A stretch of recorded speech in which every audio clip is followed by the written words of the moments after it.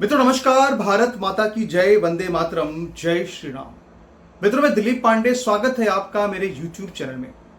मित्रों आज सुबह 9 बजे मैं धुरंधर फिल्म देखने के लिए गया और मैं अभी कुछ देर पहले अभी सिनेमा हॉल से लौटा हूँ और मैं यही मफलर यही जैकेट पहन के वो फिल्म देखने गया था और मैंने अब तक इस जैकेट को और इस मफलर को उतारा नहीं है और इसलिए नहीं उतारा है ताकि मैं उस वाइब्स को जो मैंने महसूस किया सिनेमा हॉल के अंदर वो मैं आपको बिल्कुल 100% यहाँ पे बता सकूँ।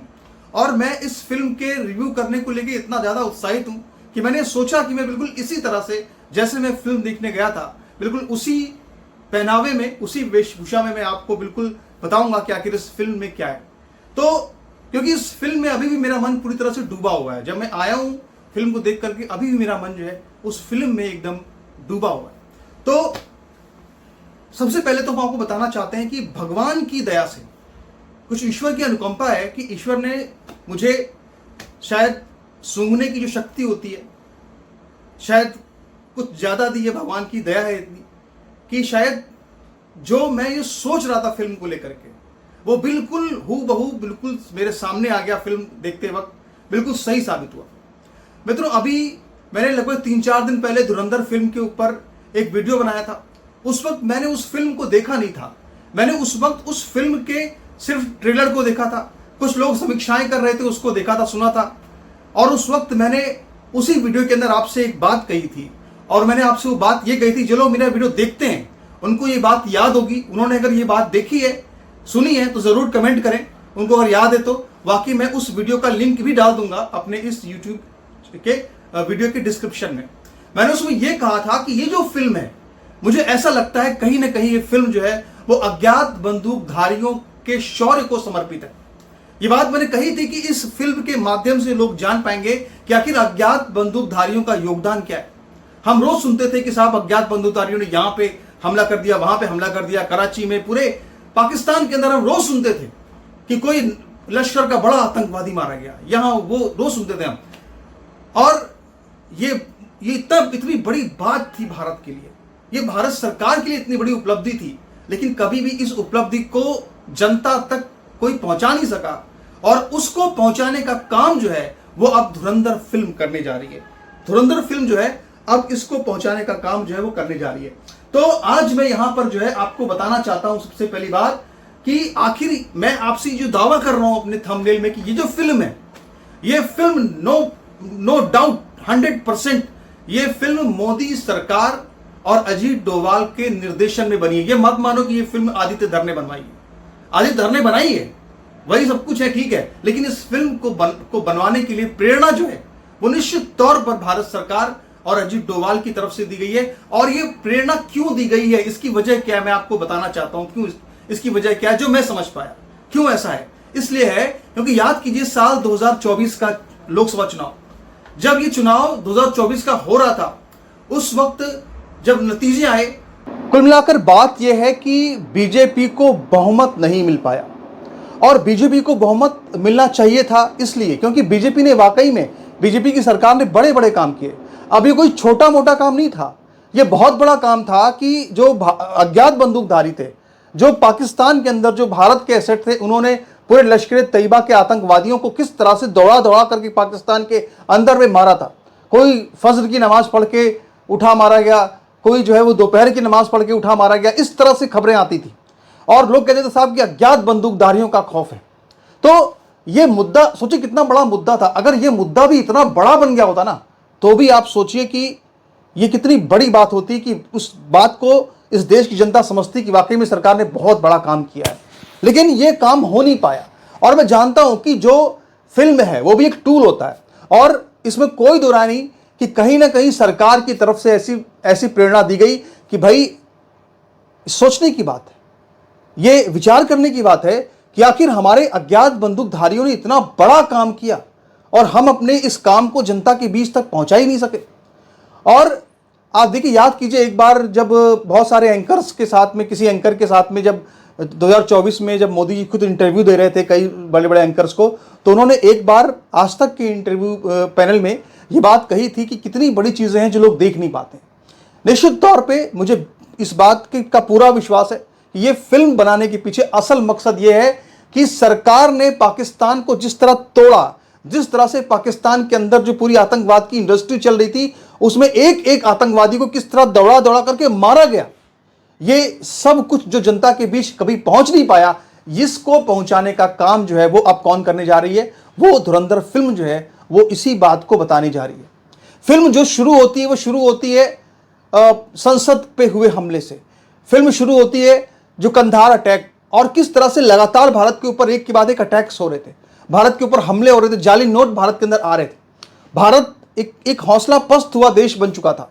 और इसके बाद जो अजीत डोभाल ने एक पूरी एक डॉक्ट्राइन बनाई कि हम घर में घुस के मारेंगे, उस डॉक्ट्राइन को कैसे धीरे धीरे उतारा गया पाकिस्तान के अंदर, एक उसके अंडरवर्ल्ड के माध्यम से कहें या जिसके माध्यम से कहें, उस चीज को पिक्चर धीरे धीरे से दिखाती है, पिक्चर उसको धीरे धीरे स्टैब्लिश करती है।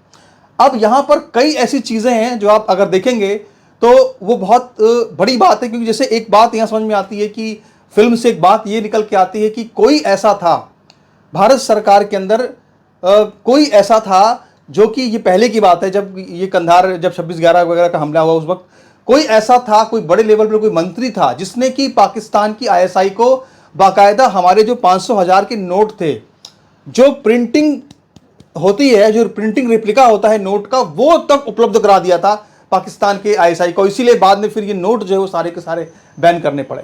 अब जो नेक्स्ट पार्ट आएगा ना फिल्म का, उस नेक्स्ट पार्ट में आप देखेंगे कि भाई जो 9 मार्च को आ रहा है मेरे ख्याल से, उसमें आप देखेंगे कि जो ये नोट है ये क्यों बैन हुए, कैसे ये नोट बैन करने के पीछे वजह क्या थी, क्योंकि हमारा सब कुछ तो वो ले जा चुके थे, असली नोट तो वहीं से छापने की मशीनें वहां पहुंच गई थी, इसलिए इस तरह के डिसीजन लेने पड़े। इसके अलावा देखिए 26/11 का जो आतंकवादी हमला था, उस आतंकवादी हमले में किस तरह से आप अगर देखिए कि जो पूरी बातचीत होती है हैंडलर के बीच में और आतंकवादियों के बीच में, हैंडलर के बीच में, हॉस्टेज के बीच में, वो सारी बात को उसमें दिखाया गया है। तो इस तरह के जो टेप्स इस्तेमाल किए हैं, इनसे एक बात ये साफ लगती है कहीं ना कहीं ये जो फिल्म है, ये फिल्म पूरी तरह से जो मैं समझता हूं कि सरकार और जो राष्ट्रवादी ताकतों का जो मकसद है, उस मकसद को देखते हुए फिल्म को बनाया गया है। आदित्य धर को मैं इस फिल्म के लिए बहुत बधाई देता हूं, बहुत सैल्यूट करता हूं उनको। और इस फिल्म को देखने के बाद समझ में आता है कि आखिर क्या वजह है, आखिर वजह क्या है कि जो अरफा मैडम है, जो अरफा हैं, उनको आखिर इतनी परेशानी क्यों है, रवीश कुमार को इतनी परेशानी क्यों है, सारे वामपंथियों को इतनी परेशानी क्यों है? क्योंकि ये जो फिल्म है वो सरकार की उस उपलब्धि को, जो घर में घुस के मारेंगे उसको वो देश की जनता में जाकर पहुंचाती है। और वो घर में घुस के मारेंगे सिर्फ वो नहीं, सर्जिकल स्ट्राइक है वो, तो ये फिल्म उस स्ट्राइक पर नहीं बनी, ये फिल्म बनी है इस चीज पर कि भाई देखो किस तरह से हमारे कुछ लोग जा करके वहां पे कैसे वहां पे घुलते हैं, मिलते हैं, वहां के अंदर जाते हैं, फिर किस तरह के अंदर पॉलिटिक्स होती है, उस पॉलिटिक्स में घुल मिल करके कैसे वो जा करके अपना बदला लेते हैं देश का, और कैसे उन लोगों को खत्म करते हैं जो लोग पाकिस्तान के इस देश को एक तरह से भारत को कमजोर करने की लगातार कोशिश कर रहे थे। फिल्म में एक डायलॉग है जिसको कि मैं कहूंगा कि एक सीन है जिसमें कि रुपेन कत्याल, याद कीजिए जब कंधार पारण कांड हुआ था उस दौरान रुपेन कत्याल जो अपनी बिल्कुल नवविवाहिता पत्नी के साथ उस प्लेन में सवार थे, उनको आतंकवादियों ने कैसे मारा था, आतंकवादियों ने उनका गला रेत के उनको मारा था। तो उस पूरे एक सीन में जब उस पिक्चर शुरू होती है, उस सीन में दिखाया जाता है कि गला रेत करके आतंकवादी गला रेत करके रुपेन कत्याल की हत्या करते हैं। और उसी वक्त अजीत, अब उनको आर माधवन कहें या अजीत डोभाल कहें, जो भी है, वो जाते हैं वहां प्लेन के अंदर और जब हिंदुओं से कहते हैं सबसे कि भाई बोलो भारत माता की, तो कोई वहां पे जय नहीं बोलता, सब डर जाते हैं आतंकवादियों से। तो उस वक्त जो है अजीत डोभाल से वो आतंकवादी कहता है कि ये जो हिंदू है ना, ये बहुत डरपोक कौम है। तो ये जो बात एक निकलवाई गई है उसके मुंह से, ये बात इसलिए निकलवाई गई है ताकि लोगों को ये पता चले, हिंदुओं को, कि भाई देखो सरकार तुम्हारे साथ खड़ी होगी, ठीक है, देश का जवान तुम्हारे साथ खड़ा होगा, ठीक है, देश के सारे संस्थाएं तुम्हारे साथ खड़ी होंगी, लेकिन हिंदुओं को भी अपने साथ खड़े होना पड़ेगा, हिंदुओं को सरकार का साथ देना पड़ेगा, क्योंकि हमारी जंग बहुत बड़ी। क्योंकि इसी फिल्म में एक और डायलॉग भी है जिसमें कि आर माधवन ये कहते हैं कि साहब हिंदुस्तान का असली दुश्मन तो हिंदुस्तान के अंदर है, पाकिस्तान तो नंबर 2 दुश्मन है। और ये बात, ये डायलॉग, यही सारे डायलॉग जो है बहुत ज़्यादा चुभ रहे हैं। बाकी इस फिल्म में कई जगह पर एक जो 26/11 का सीन जब आता है, तो उस सीन में जो आतंकवादियों का हैंडलर है मेजर इकबाल, वो उस वक्त वहां पर ये बोलता है आतंकवादियों से कि किसी को छोड़ना मत, अगर कोई गोरा भी हो, ईसाई भी हो, कोई भी हो, छोड़ना किसी को मत, क्योंकि सब के सब ये काफिर हैं। तो ये जो डायलॉग्स हैं, ये डायलॉग्स जो कि इस्लाम के सच को उधेड़ कर रख देते हैं, जो कि जिहाद के सच को उधेड़ कर रख देते हैं। इसलिए इस फिल्म से अरफा को, रवीश को, सबको बहुत दिक्कत हो रही है, क्योंकि ये फिल्म कहीं ना कहीं उस सच को दिखाती है जिस सच को छुपाने का काम आज से पहले हमेशा ये फिल्म इंडस्ट्री करती थी। आपने हमेशा इस चीज को देखा होगा। दूसरा ये मैं इस पे कहना चाहता हूं एक बड़ी बात, कि ये जो फिल्म है, ये फिल्म बलूच नेशनलिज्म, बलूच राष्ट्रवाद को पूरी तरह से उभारने वाली फिल्म है। फिल्म में एक किरदार है रहमान डकैत, और वो आप समझ लो कि वो ऐसा, उसको एक्टिंग ऐसा किया है अक्षय खन्ना ने कि आप समझ लीजिए कि हर कोई बस उसी रहमान डकैत को देखने जा रहा है, उसी अक्षय खन्ना को उस फिल्म में लोग देखने जा रहे हैं। भाई विनोद खन्ना का बेटा, विनोद खन्ना तो आज नहीं है, अगर जब वो थे तो उनके बेटे को कभी इतनी सक्सेस नहीं मिली, लेकिन आज अगर विनोद खन्ना होते तो अपने बेटे की ये सक्सेस देख करके वाकई में बहुत खुश होते कि यार उनके बेटे ने इतना बड़ा काम किया। मतलब वाकई में एक्टिंग के सारे रिकॉर्ड तोड़ कर रख दिए अक्षय खन्ना ने फिल्म में। जो दिखाया गया है वो रहमान डकैत का इतना ऊंचा किरदार कर दिया अक्षय खन्ना ने अपनी एक्टिंग से, कि अब जो बलूच नेशनलिज्म पाकिस्तान के अंदर, इसका असर क्या पड़ेगा पाकिस्तान पे, कि जो बलूच नेशनलिज्म है वो बहुत तेजी से और ऊंचा उठेगा, क्योंकि उनको अब रहमान डकैत जैसे लोग उनके आइकन बन जाएंगे। और वो आइकन पहले भी थे, लेकिन उसको किस तरह से उभारा है फिल्म के अंदर, ये अपने आप में बहुत बड़ी चीज है। फिल्म में यह दिखाया गया है साहब कि जो बलोच हैं और जो पश्तून हैं, उनके बीच कराची को लेकर झगड़ा है। कराची पर कब्जा कौन करेगा?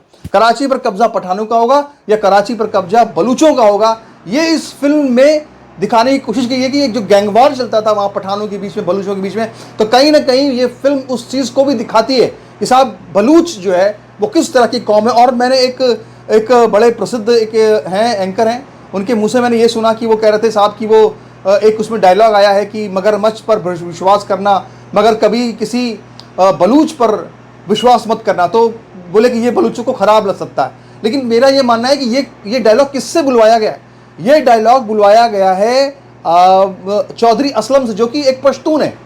तो एक पश्तून अगर एक बलूच के लिए डायलॉग बोल रहा है तो इससे कोई लेना देना नहीं है, कोई समस्या इससे नहीं आती है।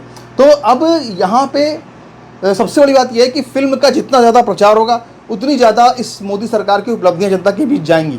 ये फिल्म गांव-गांव तक लोगों को देखनी चाहिए। फिल्म में अक्षय खन्ना की जो एक्टिंग है बिल्कुल लाजवाब है। अक्षय खन्ना के मुकाबले रणवीर सिंह कहीं ठहरते ही नहीं है, बिल्कुल कहीं नहीं ठहरते हैं। और अगर कोई थोड़ा बहुत अगर नंबर 2 पे मैं किसी को रखूंगा तो मैं रखूंगा राम गोपाल को, जिन्होंने की मेजर इकबाल की एक्टिंग की है। तीसरे नंबर पे मैं रखूंगा संजय दत्त को, जो फिर भी एक हद तक कहीं कम्पीट कर सके। पर नो डाउट मतलब अक्षय खन्ना का तो कोई पूरी फिल्म में मुकाबला ही नहीं है इस फिल्म में। एक और भी इसमें है कि लास्ट सीन जो फिल्म का है उसमें दिखाया गया है कि एक जो रणवीर सिंह जो कि भारत के एजेंट बने वहाँ पे, वो खुद ही जो है वो रणवीर कपूर है, रणवीर सिंह है, मैं कंफ्यूज हो रहा हूँ, आप लोग बता दीजिएगा।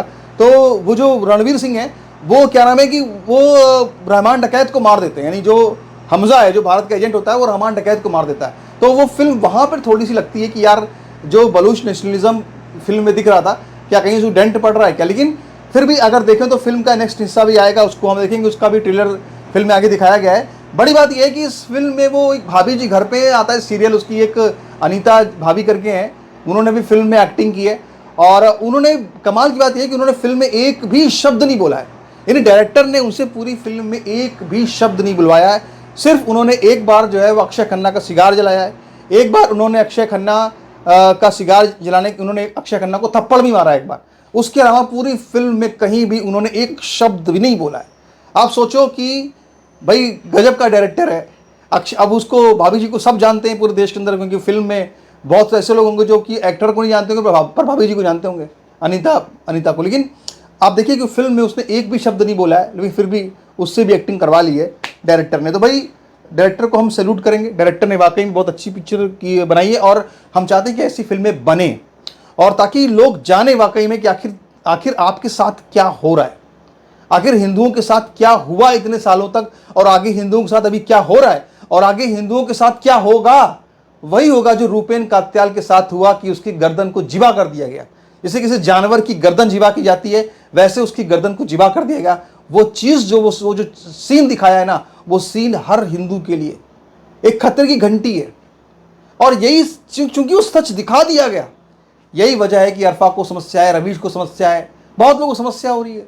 क्योंकि जो गजवाई हिंद का सपना पाल के बैठे हैं, वो क्यों पाल के बैठे हैं? क्योंकि उनको लगता है कि हिंदू जागरूक नहीं है। ये फिल्म हिंदुओं को जागरूक करने के लिए बनाई गई है। इसीलिए मेरा निवेदन है कि भाई सब लोग जो है जा करके इस फिल्म को जरूर देखें, फिल्म को प्रोत्साहित करें। नमस्कार, धन्यवाद।